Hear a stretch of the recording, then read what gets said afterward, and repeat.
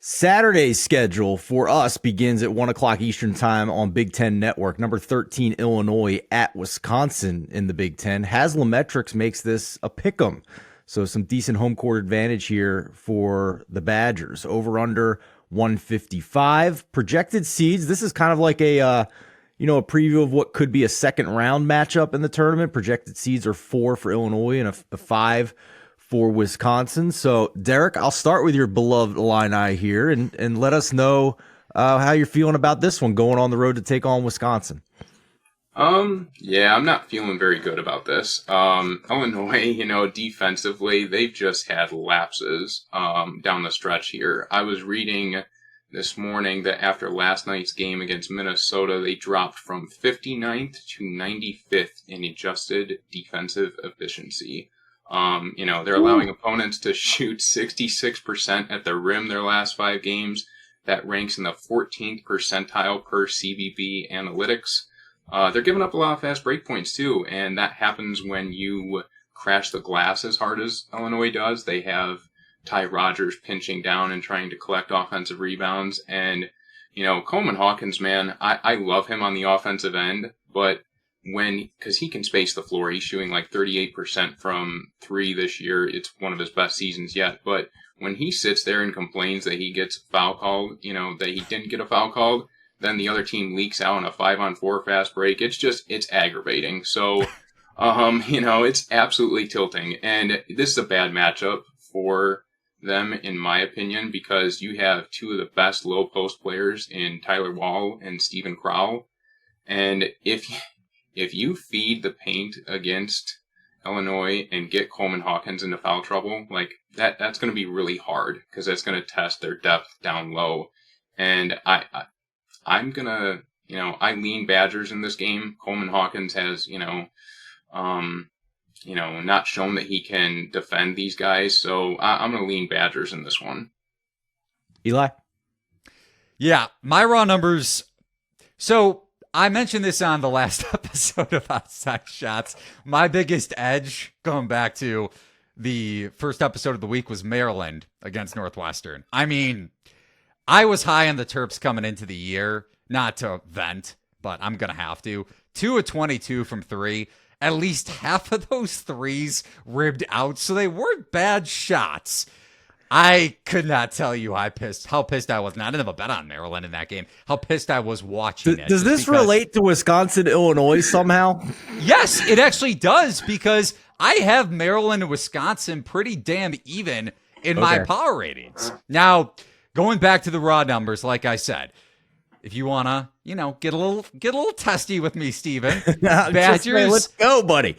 All righty. Badgers -2 on the projected lines. We're right around -2. So my number a little bit higher, trending towards Wisconsin, just juxtaposed to Haslametrics. Big edge for me with Wisconsin. Derek brought up a great point with Illinois' rim defense. And if you go back to even the last 10 games, they're allowing a 64.5% at the rim field goal percentage during this 10-game stretch.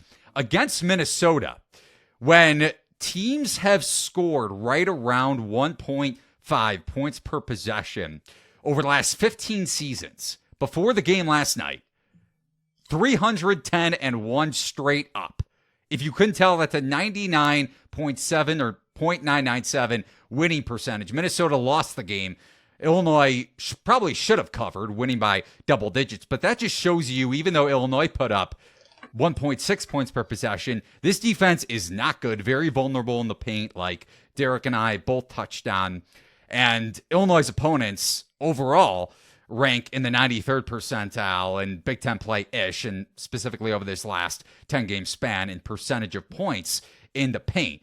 Great home spot for Wisconsin. The spot also baked into my numbers. I know some guys who use models, or girls, anybody, don't necessarily bake in spots, but I tend to, and Wisconsin coming off that embarrassing loss at Indiana on Tuesday. They've lost 6 of their last 8 games overall. The whole stadium, actually, at Assembly Hall had to exit because someone pulled the fire alarm. I'm not even kidding. Right when Wisconsin got hot. I know Eric was joking on X that someone should have alerted him that could have been done because he would have done it in the final 2 minutes of that game when Indiana started to pull away. Now, I will say, the one thing I think Illinois may have an edge in is, does Dane Danger play more like he did against Minnesota? Because that may upgrade Illinois' post defense. He is a better post defender than Coleman Hawkins is. But either way, Tyler Wall, Steven Crowell, and even AJ Storr off the dribble could take advantage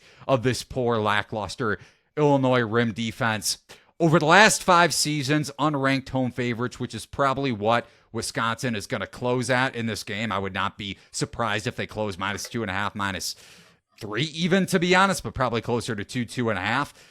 So unranked home favorites versus ranked teams over the last 5 seasons, 507, 408, and 13 pushes during that stretch against the number. Now, all those 3 teams in those situations this week have lost, including Texas A&M against South Carolina on Wednesday night. But whether you want to lay it with Wisconsin on the early number or bet Wisconsin money line, big edge for me with the Badgers here in a monster bounce back spot. Also, Illinois potential look-ahead game with Purdue on Tuesday night. So I think the stars align here for the Badgers at home. Yeah, just one more point to what you said about Dane Danger. He did give Crowell fits last year when he was playing more. So I could see Brad Underwood going to a lineup with Dane Danger in there. And the other thing about Wisconsin is that they're really good rebounding the ball defensively. They rank 7th in second chance conversion percentage allowed per Haslametrics. If they negate the edge that Illinois has on the offensive glass, it's just going to be a long day for Illinois on the road in a hostile environment. Motivated Badgers team. I do like the Badgers here with you.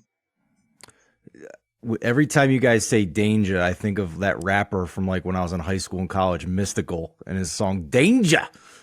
I'm like, I can't duplicate because I'm way too white to try and like impersonate that. Don't. But like that song was everywhere, man. Danger, love it. Your points are well taken about near proximity, though, for sure. I mean, you look at Haslametrics, Wisconsin 37th in the country in near proximity field goal percentage, and they also get near proximity attempts up at a top 61 rate in the country. Meanwhile, Illinois 195th in near proximity field goal percentage defense. So great points all around by you guys on that one.